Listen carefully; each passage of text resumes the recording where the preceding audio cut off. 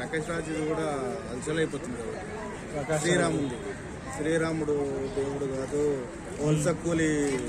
First of all దీని గురించి నేను చెప్పదలుచుకుంది ఒకటేనండి. ప్రకాష్ రాజ్ గురించి తెలుగు ఇండస్ట్రీలో ఉన్న డైరెక్టర్స్, ప్రొడ్యూసర్స్ చేతకాని వాళ్ళు. పొరపాటున అందులో ఎవరైనా హిందువులు ఉంటే నిజంగా వాళ్ళ పుట్టుక ఏదని చెప్పి వాళ్ళు నిర్ణయించుకోవాలి. వాళ్ళు నిజంగా హిందువులుగా పుట్టినా అని చెప్పి నమ్మితే ప్రకాష్ రాజ్ లాంటి వాడిని ఖచ్చితంగా మా ఛాంబర్ ఫిలిం ఛాంబర్ 24 క్రాఫ్ట్స్ ఉంది, వాళ్ళు ఒక నోటీస్ అనేది రిలీజ్ చేయాలి. మా హిందూవేతరుడు అనేవాడు మా సినిమాలో పనిచేయడానికి వీల్లేదు. లేదా పొరపాటున మా హిందూ దేవులను ఏదైనా వక్రీకరించి మాట్లాడితే ఖచ్చితంగా వాడిని తీసేసే హక్కు మాకుంది. ప్లస్ కంపోజిషన్ అందరూ కట్టించుకునే హక్కు మాకుంది అని చెప్పి నియమాలు అనేది తీసుకోవాలి. అది తీసుకురానంత వరకు అది మన తప్పుగానే మనం భావించాలి. ప్రొడ్యూసర్స్, డైరెక్టర్స్, హీరోలు వీళ్ళు ముందుకు రావాలి క్లియర్గా. కొంతమంది మన హిందువులే ప్రకాష్ రాజ్కు సపోర్ట్ చేస్తారు.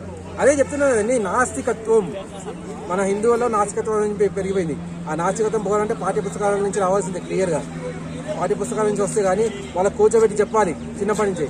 ఇప్పుడు మదర్సాలు ఉన్నాయి, పాకిస్తాన్లో కొన్ని వీడియోస్ వస్తున్నాయి. వాడు రావడం ఏమంటాడు, ఇండియా అనే దానికి అదొక శత్రు దేశము, వాళ్ళు కాఫీర్లు, వాళ్ళు మనుషులు కాదు, వాళ్ళని చంపాలి అని చెప్పి అంటాడు. చిన్నపిల్లాడు